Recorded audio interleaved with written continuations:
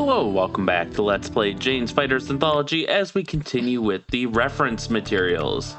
Today, oops, that is the wrong section. Today we will finish up with the V-22 Osprey, V-22 titled Bell Boeing V-22 Osprey type twin-engine lift-rotor multi-mission aircraft. Program based on the Bell NASA XV-15 tilt rotor initiated as U.S. Department of Defense Joint Services Advanced Vertical Lift Aircraft, JVX, run by U.S. Army, fiscal year 82. Program transferred to U.S. Navy January 1983. 24-month U.S. Navy preliminary design contract, 26th of April 1983. Aircraft named V-22 Osprey, January 1985. 7-year full-scale development, FSD, began 2nd of May 1986 with order for 6 prototypes. Numbers 1, 3, and 6 by Bell at Arlington, Texas. Numbers 2, 4, and 5 by Boeing at Wilmington, Delaware. I can speak, I'm a normal person. Plus static test airframes. Marine Corps downgraded requirements for CH-46 replacement in 1992, making conventional helicopter solution possible. Production decision due December 1993 postponed to November 1994 for new assessment of post-Cold War requirements for assault transports. V-22A ILC remains unchanged at 1999. Design features: engines, transmission, and prop rotors tilt through 97 degrees 30 minutes between forward flight and steepest approach gradient or tail down hover. Cross shaft keeps both propellers turning after engine loss. 3-blade graphite fiberglass contra-rotating prop rotors has special high twist tapered format blades with elastomeric bearings and powered folding mechanisms. Separate swash plates produce, respectively, yaw and fore and aft translation in hover and sideways flight and level altitude. Rotation speed 333 revolutions per minute, tip speed to a 1.75 meters per second or 662 feet per second. Wing fold sequence from helicopter mode involves power folding of blades parallel to wing leading edge, tilting engine nacelles down to horizontal, and rotating entire wing engine prop rotor group clockwise on stainless steel carousel to lie over fuselage. Landing gear: Dowdy hydraulically actuated retractable tricycle type with twin wheels and oleo pneumatic shock absorbers on each unit. Monesco Canada steerable nose unit. Dowdy Toronto 2-stage shock absorption in main gears designed for landing impacts of up to 3.66 meters or 12 feet per second normal, 4.48 meters or 14.7 feet per second maximum, and it has been drop tested to 7.32 meters or 24 feet per second. All units retract rearward main gear into sponsoons on lower sides of center fuselage. Power plant: 2 Allison T40680 400 or 501 M80C turboshafts, each with takeoff and intermediate rating of 4,586 kilowatts or 6,150 shaft horsepower, and maximum continuous rating of 4,392 kilowatts or 5,880 shaft horsepower. Installed in Bell built fitting nacelles at wingtips and driving a 3-blade prop rotor. Avionics: VHF AM/FM radio, HF SSB, and for the USAF only, UHF Secure Voicecom IFF. Radar for USAF and USN only. Texas Instruments AN APQ 174 terrain following multifunction radar and offset to port nose thimble.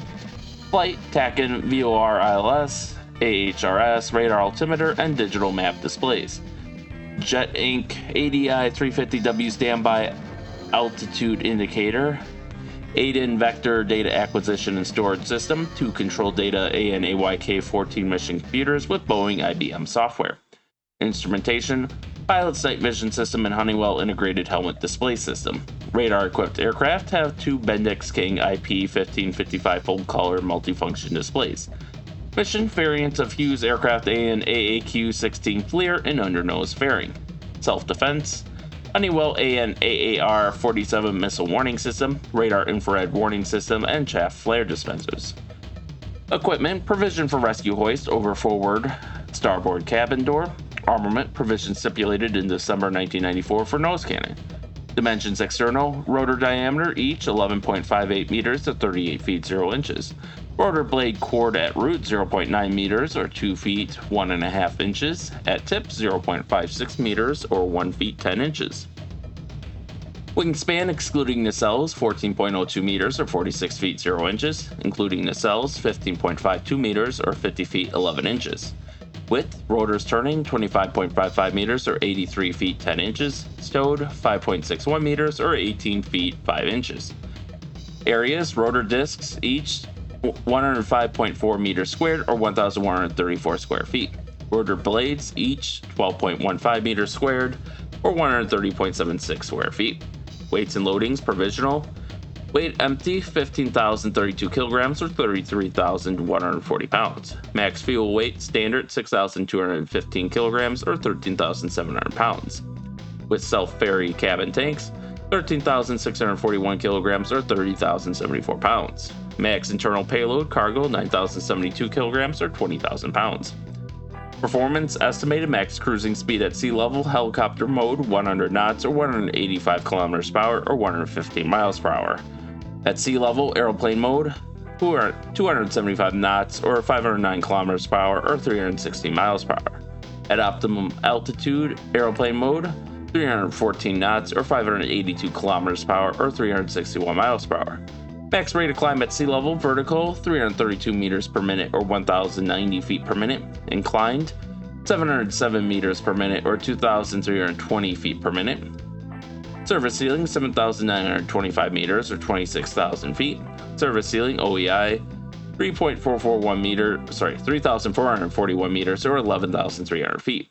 Hovering ceiling OGE 4,331 meters or 14,200 feet. Length 17.47 meters, height 5.38 meters, wingspan 14.02 meters, max level speed 314 knots, max range 515 nautical miles, surface ceiling 7,925 meters, hovering ceiling 4,331 meters, takeoff run 152 meters, max rate of climb 332 meters per minute. Here we can see kind of a semi-cutaway of the fuselage. You can see the port engine nacelle there and some of the port cabin there. These are actually at air shows pretty often now. If you go to like EAA AirVenture, for example, I know like Chippewa Valley Air Show had these, and they let you walk in and just look around, and it's pretty cool. Here's another picture of the engine, and then we have a photo album here, which these are probably all going to be test units because you can see the Bell Boeing up there on front. And I would guess this is probably like white and orange or something. Here's another one where you can see the rotors tilting in flight. And then this is basically showing its stowed configuration for mainly for carriers and such to save on space. And here is the 3D view. We've got the all green color, weirdly enough. I think I've only ever seen these in black for the Special Forces variants, or in like that standard gold gray for the normal Marine and Navy variants. But you can see it's got huge rotors because they do have to serve as, or I should say huge props because they have to serve as rotors. And bit of an unconventional design versus like normal helicopters and stuff, but brings a lot of capability, I will say, to military forces, especially where they're replacing traditional helicopters. And this is probably one of the most controversial aircraft in the U.S. inventory because of its safety record. Although if you actually dig deep into the safety record and you look at the actual metrics, like incidents per flight hour, that kind of thing, you'll find that it actually has a lower, kind of a middling incidence rate, actually. I don't think it's like the safest thing ever, but it's safer than about at least half of the U.S. inventory of aircraft. I think that where I saw that one included fixed wing and helicopters. Obviously, stuff tends to get a little worse as time. Like, it's a bell curve, right? So stuff's bad at the start while you're working out all the bugs. Then you have some good years. And then towards the end of its life, when things are getting worn out, spares are getting harder to come by, then you might have more accidents again. And, we're kind of seeing that with the F-16, for example. The Legacy Hornets, before those were retired, or mostly retired, they had a couple accidents. But the Osprey actually doesn't... It's kind of a mix, right? Like, it doesn't have as many accidents as some of the higher accident rating stuff. But I think, and I don't have evidence to substantiate, but I think when it does have an accident, it's probably a lot more deadly. Kind of like you look at accident rates between, like, say, driving your car and flying a plane. You might get into a car accident several times in your life, but be able to walk away. Meanwhile, you might go your entire lifetime without ever being in an airplane accident. But if you are in an airplane accident, that's probably it for you then. And it's kind of the same deal here, I think, where accidents are fairly infrequent, but when they do happen, they can be severe. But it sounds like they're working out the bugs. I mean, they have been for some time. They got to stand down. As of this video, the entire Osprey force is on like a partial stand down into next year, I think. And I know they got some next-gen tilt rotors coming up. The replacement for the Blackhawk, for example, was the V-280 Valor. And that's a tilt rotor design, a bit smaller, I think, since it's supposed to be a Blackhawk replacement, so it's probably only designed to fit like a squad of infantry into it. But hopefully these second-gen tilt rotors that we're starting to see come through the pipeline will be even safer than the initial Osprey. It'd be nice if all the aircraft of the next generation were safer than the previous, but I guess we'll find out.